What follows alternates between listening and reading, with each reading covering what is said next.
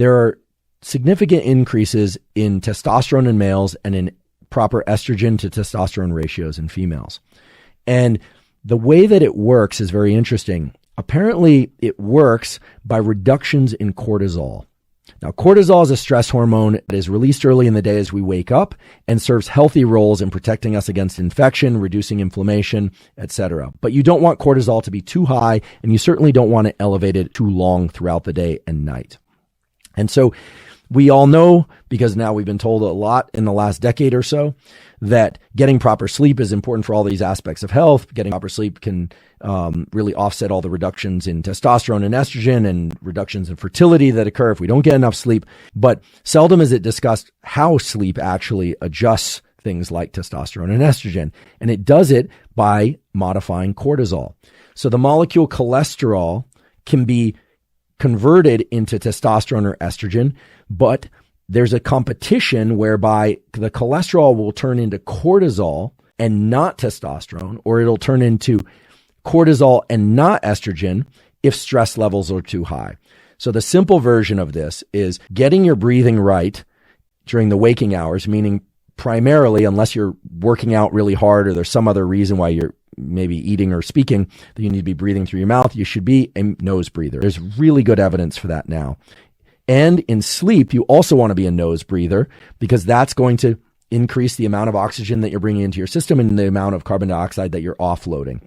There are other positive effects of it as well, but you're basically reducing apnea. Breath holding in sleep leads to buildup of carbon dioxide and leads to increases in cortisol, which then decrease testosterone and decrease estrogen in negative ways across all sexes. Okay, so the simple version of this is get your breathing right. So how do you do that? How do you get your breathing right? Well, for some people that have severe sleep apnea, they're going to need the CPAP machine. This is a machine that you actually put on your face and it helps you breathe properly in sleep. Many people, however, are starting to do this thing of taping their mouth shut. Now, this sounds a little bit extreme. We don't want to do this in any way that's dangerous. James Nestor talked about this in his book, Breath, The New Science of a Lost Art, that simply taping shut the mouth with some tape that will allow you to open your mouth if you really need to during sleep can allow people to shift over from being mouth breathers and snorers to nose breathers. In the daytime, the best way to get good at nasal breathing is to dilate the nasal passages because a lot of people have a hard time breathing through their nose. And one way to do this is to just breathe through your nose more. And one way to do that is that when you exercise, a particular cardiovascular exercise, most of the time, provided you're not in maximum effort, you should be nasal breathing. Now, for a lot of people, nasal breathing during exercise is hard at first, but as you do it, because sinuses have a capacity to dilate over time, you'll get better at it.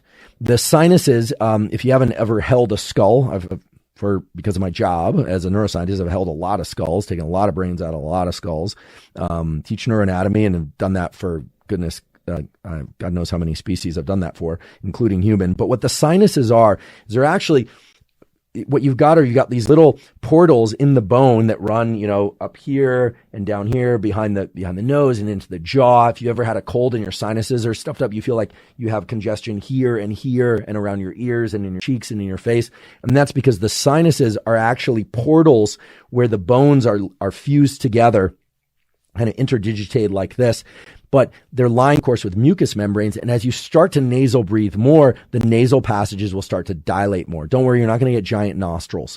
But what's going to end up happening is you're going to have an easier time breathing through your nose just from waking. So my advice would be breathe through your nose while exercising unless you're in maximum effort.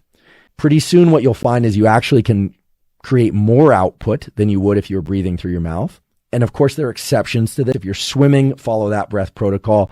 For fighters and martial artists, there's reason to do the kind of exhale breathing through the mouth, the shh kind of thing. There are reasons to do that sort of thing for particular sports. But for most people who are kind of recreational athletes or exercisers, learn to be a nasal breather. It has positive cosmetic effects. It reduces apnea. It offloads more carbon dioxide. It increases lung capacity. It dilates the sinuses, and it prevents apnea in sleep.